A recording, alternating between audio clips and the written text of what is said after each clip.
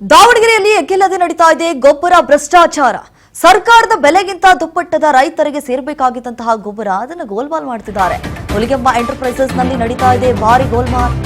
ಮಾಲೀಕ ಅಂಜಿನಪ್ಪನ ಭ್ರಷ್ಟಾಚಾರಕ್ಕೆ ಅನ್ನದಾತರು ಪಾಪ ಕಂಗಾಲಾಗ್ಬಿಟ್ಟಿದ್ದಾರೆ. ಹರಿಹರ ತಾಲೂಕಿನ ನಾಗಲಾಪುರ ತಾಂಡದಲ್ಲಿರುವಂತಹ ಅಂಗಡಿ ಇದು. ನೋಡಿ ಯಾವ ಪರಿ ಭ್ರಷ್ಟಾಚಾರವನ್ನ ನಡೆಸ್ತಿದ್ದಾರೆ ಅಂತ ಹೇಳಿ. ಸರ್ಕಾರದ ಬೆಲೆಗಿಂತ ಇವರು 1 to 2 ರೈತರಿಗೆ ಸೇಲ್ ಮಾಡ್ತಿದ್ದಾರೆ. ಸರ್ಕಾರ ಇದ್ರ ಬಗ್ಗೆ ಗಮನ ಹರಿಸಬೇಕಾಗುತ್ತೆ. ಎಲ್ಲೆಲ್ಲಿ ಈ ರೀತಿಯಾಗಿ ಗೋಲ್ಮಾಲ್ ಮಾಡ್ತಿದಾರಲ್ಲ ಅವ್ರ ಮೇಲೆ ಎಲ್ಲ ಕಣ್ಣಿಡಬೇಕಾಗುತ್ತೆ.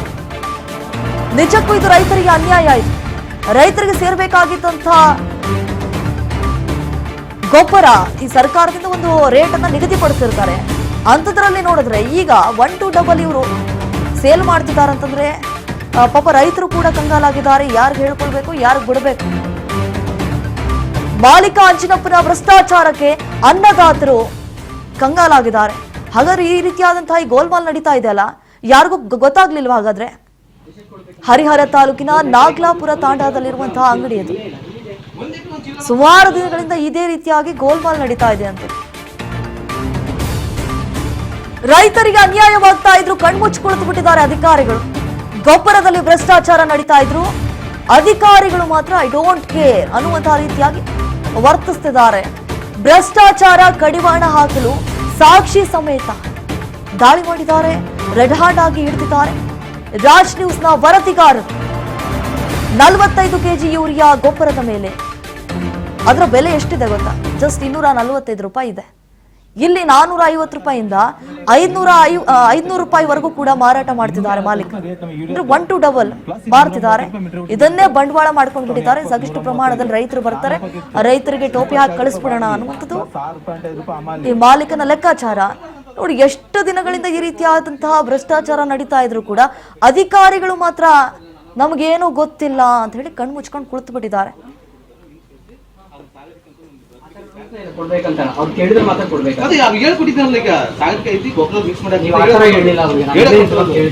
ಅದನ್ನ ತಗೊಂಡ್ರೆ ಮಾತ್ರ ಅವ್ರು ಕೊಡ್ತೀನಿ ಅಂತ ಹೇಳಿ. ಹ್ಞೂ ಸರ್, ಅದನ್ನ ಹೇಳೇ ಕೊಟ್ಟಿರೋದು ಅವರಿಗೆ. ನನಗೆ ಅದು ಹೆಂಗೆ ಕೊಡಿ ಸರ್, ಅದಕ್ಕೆ ಕೇಳ್ತೀನಿ. ಅವಾಗ ಒಂದು ಪುಸ್ತಕ ಕೊಡಿ, ಪರವಾನಿಗೆ ಎದುರು ಕೊಡಿ. ಅವ್ರ ಕಡೆಯಿಂದ ಎಷ್ಟು ಕೊಡ್ಬೇಕನ್ನೋ ಐತಿ ಅಲ್ವಾ? ಒಂದು ಎಕರೆಗೆ ಒಂದು ಗೊಬ್ಬರ ಇಲ್ಲೇ ಇಲ್ಲ, ಇಲ್ಲಿದೆ. 1 ಎಕರೆ 1 ಚೀಲನ ಕೊಡೋದು ಸರ್ ಅಪೇಡಿಗೆ. ಆಯ್ತು ಕೊಡಿ ಸರ್, ಇದು ಕೊಡಿ, ಲೆಕ್ಕ ಕೊಡಿ ಸರ್. ನಮ್ಮ ಹತ್ರ ಸರ್ ಮೀಟಿಂಗ್ ಐತಿ, ಮೀಟಿಂಗ್ ಹೋಗ್ಬಿಟ್ಟಿವಿ. ನಿಮ್ಮ ಹೆಸರು ಏನು? 130 ರೂಪಾಯಿ ಇಲ್ಲದೆ ದೇಶಕ್ಕೆ 135 ರೂಪಾಯಿ ಏನ್ ಗೊತ್ತಿಲ್ಲ. 15 ಚೀಲಕ್ಕ 245 ರೂಪಾಯಿ ರೇಟ್ ನಮಗೆ ಯೂರಿಯಾದ್ದು. ಪ್ಲಸ್ ಈಗ 130 ರೂಪಾಯಿ ಮೀಟರ್ ಹುಟ್ಟಿದ ಗಂಟು ಅವ್ನಿಗೆ ಹಾಕ್ಬೇಕು. 135 400 ರೂಪಾಯಿ ಬಿತ್ತು. 22 ರೂಪಾಯಿ ಬಾಡಿಗೆ ಪ್ಲಸ್ 6.5 ರೂಪಾಯಿ ಅಮಾಲಿ 428 500 ರೂಪಾಯಿ ಚೀಲ ಕೊಡ್ತಾವ ನಾವು. 450 ರೂಪಾಯಿ ಉಳಿತೈತೆ. ಅದ ನಿಮಗೆ ಮತ್ತೆ ಇದು ಮೀಟರ್ ಇದು ಮಾಡಕ್ಕ ನಿನಗೆ 8 ಚೀಲ ಕೊಟ್ರೆ ಮತ್ತೆ ಈ ಕಡೆ ಎಫ್.ಐ.ಡಿ ಹಾಕ್ಬೇಕು. ನಾನು ಯಾರು ಬಂದ್ರು ಇಲ್ಲಿ ಗಂಧನ ಕಳ್ತ ಮಾಡಬಹುದು, ಯೂರಿಯಾ ಕೊಡೋಕ್ಕಾಗಲ್ಲ. ಇವೆಲ್ಲ ಹಿಂಗೆ ನೋಡಿ ಯಾವ ರೀತಿ 1 to 2 ಮಾರ್ತಾ ಇದ್ದಾರೆ ರೈತರಿಗೆ. ಪಾಪ ರೈತರಿಗೆ ಅನ್ಯಾಯ ಆಗ್ತಾ ಇದೆ. ಅಧಿಕಾರಿಗಳೇನು ಕಣ್ಣು ಮುಚ್ಕೊಂಡು ಕೂತಿದಾರ? ಎಲ್ಲೆಲ್ಲಿ ಈ ರೀತಿಯಾಗಿ ಭ್ರಷ್ಟಾಚಾರ ನಡೀತಾ ಇದೆ ಅದನ್ನ ಗಮನದಲ್ಲಿಟ್ಕೊಂಡು ಇದಕ್ಕೆ ತೆರೆ ಎಳೆಯುವಂತಹ ಕೆಲಸ ಮಾಡಬೇಕು. ಅದು ಬಿಟ್ಬಿಟ್ಟು ಅವರು 1 to 2 ಬೆಲೆಗೆ ಮಾರ್ತಾ ಇದ್ರು ಕೂಡ ಸುಮ್ಮನೆ ಕೂತು ಬಿಟ್ಟಿದ್ದಾರೆ ಅಧಿಕಾರಿಗಳು.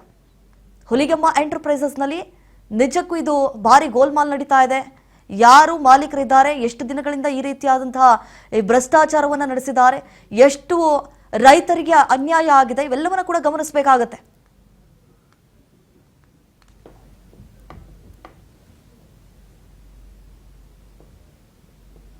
ನಿಮ್ಮ ಹೆಸರು ಏನು?